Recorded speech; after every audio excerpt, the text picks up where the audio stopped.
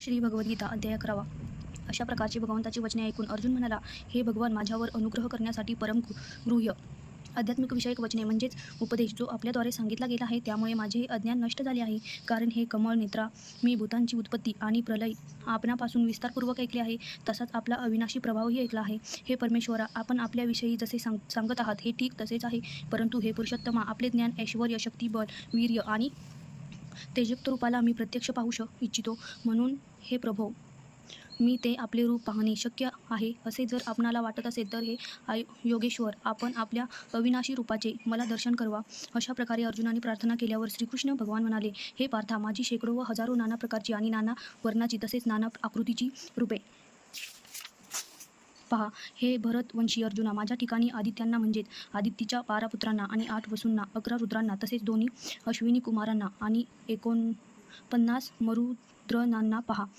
तसेच आणखीही पुष्कळशी यावर्षी न पाहिलेली आश्चर्यकारक रूपे पहा. हे गुडाकेश, आता माझ्या या शरीरामध्ये एका जागी स्थित असलेल्या चराचरासहित संपूर्ण जगाला पहा. तसेच आणखीही जे काही पाहण्याची इच्छा असेल ते पहा, परंतु मला या आपल्या प्राकृत नेत्रांनी पाहण्यास तू निसंशय समर्थ नाहीस. म्हणून मी तुला दिव्य म्हणजेच अलौकिक चक्षु ज्ञान देतो, त्याने तू माझ्या प्रभावाला आणि योगशक्तीला पहा. संजय म्हणाला, हे राजन, महायोगेश्वर आणि सर्व पापांना नाश करणाऱ्या भगवंतांनी अशा प्रकारे सांगून त्यानंतर अर्जुनाला परमेश्वरयुक्त दिव्य स्वरूप दाखविले. त्या अनेक मुखे आणि नेत्र असलेल्या तसेच अनेक अद्भुत दर्शने असलेल्या तसेच अनेक दिव्य भूषणांनी युक्त आणि अनेक प्रकारची दिव्य शस्त्रे हातामध्ये उगारलेल्या तसेच दिव्य माळा आणि दिव्य वस्त्रे धारण केलेल्या आणि दिव्य गंधाचे अनुलेपन केलेल्या तसेच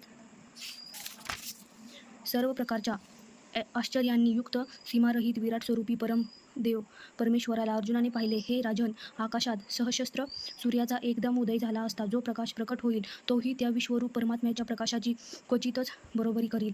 असे आश्चर्यचय रूप पाहत असता पांडुपुत्र अर्जुनाने त्यावेळी अनेक प्रकारांनी विभक्त असलेले म्हणजे पृथक असलेले संपूर्ण जगत त्या देवाचे देव असलेल्या श्रीकृष्ण भगवंताच्या शरीरात एका ठिकाणी स्थित असलेले पाहिले. त्यानंतर तो आश्चर्यचकित होऊन हर्षाने रोमांच उठलेला अर्जुन विश्वरूप परमात्म्याला श्रद्धा भक्तीसहित शिरसा प्रमाण करत हात जोडून म्हणाला. अर्जुन म्हणाला, हे देवा, आपल्या शरीरात संपूर्ण देवांना तसेच अनेक भूत समुदायांना आणि कमलासनावर बसलेल्या ब्रह्मदेवाला तसेच महादेवाला आणि ऋषींना आणि दिव्या सर्पांना मी पाहत आहे. हे संपूर्ण विश्वाचे स्वामी, आपणाला अनेक हात, उदरे, मुखे व नेत्र असलेले तसेच सर्व बाजूनी अनंत रूपे असलेली पाहत आहे.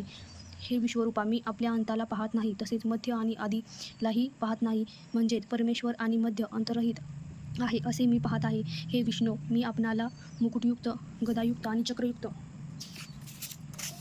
तसेच सर्व बाजूंनी प्रकाशमान तेजाचा पुंज, प्रज्वलित अग्नी व सूर्याप्रमाणे ज्योतियुक्त पाहण्यास अशक्य आणि अप्रमेय स्वरूप सर्व बाजूंनी पाहत आहे. म्हणून हे भगवंता, आपणच जाणून घेण्यास योग्य परम अक्षर आहात, म्हणजेच परब्रह्म परमात्मा आहात आणि आपणच या जगाचे परम आश्रय आहात. तसेच आपणच अनादी धर्माचे रक्षक आहात आणि आपणच अविनाशी सनातन तत्पुरुष आहात असे माझे मत आहे. हे परमेश्वरा, मी आपणाला आदी अंत आणि मध्यरहित तसेच अनंत सामर्थ्याने युक्त आणि अनंत हात असलेल्या तसेच चंद्र आणि सूर्यनेत्र असलेला आणि प्रज्वलित अग्निरूपी मुख असलेला तसेच आपल्या तेजाने या जगातला तपाविणारा असा पाहत आहे.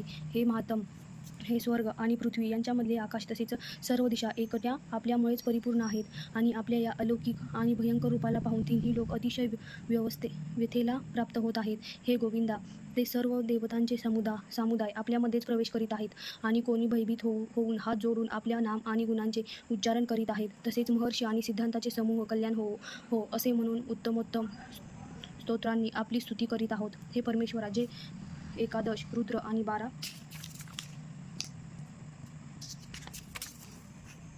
आदित्य तसेच 8 वस्तू आणि सध्यागण विश्वेदेव आणि अश्विनी कुमार आणि मुरुदन आणि पितरांचे समूह आणि गंवर्धन, यक्ष, राक्षस आणि सिद्धगणांचे समुदाय आहेत, ते सर्वच आश्चर्यचकित होऊन आपणाला पाहत आहेत. हे महाबाहो, आपले अनेक तोंडे आणि अनेक डोळे असलेले, अनेक हात, मांड्या आणि पाय असलेले आणि अनेक उदरे असलेले आणि अनेक विकराळ दांडांचे महान रूप पाहून सर्व लोक व्याकुळ होत आहेत. तसेच मी सुद्धा व्याकुळ होत आहे, कारण हे विष्णू, आकाशाला स्पर्श केलेल्या देदीप्यमान अनेक रूपांनी युक्त आणि पसरलेली तोंडे आणि प्रकाशमान विषाद नेत्रांनी युक्त अशा आपणाला पाहून भयभीत अंतःकरण झालेल्या मला धैर्य आणि शांतीही प्राप्त होत नाही. हे भगवान, आपली विकराळ दांडीची व प्रलय काळाच्या अग्निसारखी प्रज्वलित मुखे पाहून मला दिशा जाणता येईनात आणि सुखही मिळेनासे झाले आहे. म्हणून हे देवांचे ईश, हे जगत्रिवासा, आपण प्रसन्न ह्या मी पाहत आहे की हे सर्वच धृतराष्ट्राचे पुत्र राज्यांच्या समुदायासहित आपल्यामध्येच प्रवेश करीत आहेत आणि पितामह भीष्म, द्रोणाचार्य तसेच तो कर्ण आणि आमच्या पक्षाकडीलही हेही प्रधान योद्धासहित सर्वच मोठ्या वेगाने आपल्या विकराळ दाढा भयंकर तोंडात प्रवेश करीत आहेत आणि कित्येक छिन्न भिन्न झालेल्या मस्तकासहित आपल्या दातांमध्ये अडकलेले दिसत आहेत. हे विश्वमूर्ते, ज्याप्रमाणे नद्याचे अनेक जलप्रवाह समुद्राकडेच धाव घेतात म्हणजे समुद्रामध्ये प्रवेश करतात, त्याचप्रमाणे शूरवीरांचे समुदायही आपल्या प्रज्वलित असलेल्या मुखामध्ये प्रवेश करीत आहेत, किंवा ज्याप्रमाणे पंगत मोहाने वश होऊन नष्ट होण्याकरिताच प्रज्वलित अग्नीमध्ये अतिशय वेगाने प्रवेश करतात, तसेच हे सर्व लोक देखील स्वतःच्या नाशासाठीच आपल्या मुखामध्ये अतिशय वेगाने प्रवेश करीत आहेत आणि आपण त्या सर्व लोकांना प्रज्वलित अशा मुखद्वारे ग्रासित सर्व बाजूंनी चाटत आहात. हे विष्णू, आपण उग्र प्रकाश संपूर्ण जगाला तेजाने परिपूर्ण भरून तापवित आहे. हे भगवन कृपा करून मला सांगा की उग्र रूप धारण केलेल्या आपण कोण आहात? हे देवामध्ये श्रेष्ठ, आपणाला नमस्कार असो.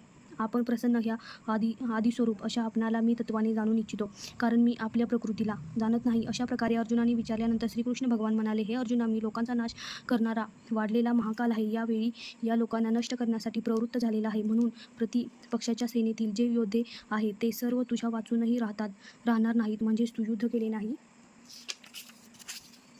तरीही या सर्वांना नाश होईल. म्हणून तू उभा राहा आणि यश मिळव. शत्रूला जिंकून धनधान्य संपन्न राज्याचा उपभोग घे. हे सर्व शूरवीर पूर्वीच माझ्याकडून मारले गेले आहेत. हे सर्व सव्यासाची तू फक्त निमित्त मात्र होऊन जा. तसेच हे द्रोणाचार्य आणि भीष्मपितासह आणि जयद्रथ तसेच कर्ण आणखीही दुसरे माझ्याकडून मारल्या गेलेल्या शूरवीर योद्धांना तू मार आणि भिवू नको. मी संशय तू युद्धामध्ये शत्रूला जिंकशील म्हणून तू युद्ध कर. यानंतर संजय म्हणाला, हे राजन केशव, भगवंताची ही वचने ऐकून मुकुटधारी सूर्याने हात जोडून कापत नमस्कार केला. पुन्हाही भयभीत होऊन नमस्कार करून भगवान श्रीकृष्णाला गद्यवाणीने म्हणाला, हे अंतर्यामी, हे योग्यच आहे की आपण नामाच्या आणि प्रभावाच्या कीर्तनाने जग अतिशय आनंदित होते, तसेच अनुरुद्धही होते आणि भयभीत झालेले राक्षस लोक सर्व दिशांना पळून जातात आणि सर्व सिद्धगणांचे समुदाय नमस्कार करतात. हे महात्तम ब्रह्मदेवाचाही अधिकर्ता आणि सर्वाहून श्रेष्ठ अशा आपणाला तेच कसे काय नमस्कार करणार नाहीत, कारण हे अनंता, हे देवेशा, हे जगत्रिवासा, हे ते सत असत आणि यांच्याही पलीकडचे अक्षर म्हणजेच सच्चिदानंद गण ब्रह्म आहे. हे आपणच आहात. हे प्रभो, आपण आदिदेव आणि सनातन पुरुष आहात. आपण या जगताचे आश्रय तसेच जाणणारे तसेच जाणण्यास योग्य आणि परमधाम आहात. हे अनंत रूपा, आपल्यामुळे हे सर्व जग व्यापलेले म्हणजेच परिपूर्ण आहे. हे हरी, आपणच वायू, यमराज, अग्नी, वरुण, चंद्रमा आणि प्रजेचे स्वामी, ब्रह्मा आणि ब्रह्मदेवाचेही पिता आहात. आपणाला हजारो वेळा नमस्कार असोत, पुन्हा सुद्धा वारंवार नमस्कार असोत. हे अनंत परमार्थशाली, आपणाला पुढूनही आणि मागूनही नमस्कार असो. हे सर्वोत्तम, आपणाला सर्वच बाजूंनी नमस्कार असो, कारण अनंत पराक्रमशाली आपण सर्व जगाला व्यापून आहात, म्हणून आपणच सर्वरूप आहात. हे परमेश्वरा, आपणाला सखा असे मानून आपल्या ह्या प्रभावाला न जाणता माझ्याकडून प्रमाणे किंवा प्रमादाने ही कृष्ण, हे यादवा, हे सख्या, या प्रकारे जे काही थट्टेने म्हटले गेले आहे, आणि हे अच्युता, जे उपहासाने विहार करताना, झोपताना, बसताना आणि भोजन इत्यादींच्या प्रसंगी एकटे असताना किंवा त्या मित्र सक्षमही उपमानित केले गेले असाल ते. भगवान म्हणाले, हे अर्जुना, अनुग्रहपूर्वक मी आपल्या योगशक्तीच्या प्रभावाने हे माझे परम तेजस्वी, सर्वांचे आदी आणि सीमारहित विराट रूप तुला दाखविले आहे की जे तुझ्याशिवाय कोणीही यापूर्वी पाहिलेले नाही. हे अर्जुना, मानव लोकात अशा प्रकारचा विश्वरूपधारी मी न देव आणि यज्ञाच्या अध्ययनाने आणि न दानाने आणि न क्रियांनीही आणि न उग्र तपानेही तुझ्याशिवाय दुसऱ्या कोणाकडूनही पाहिला जाणे शक्य नाही. अशा प्रकारे माझ्या या विकराळ रूपाला पाहून तुला व्याकुळता न हो आणि मूढ भावही न हो आणि भयरहित प्रतियुक्त मनाचा तू तेच माझे हे शंख, चक्र, गदा व पद्य धारण केलेले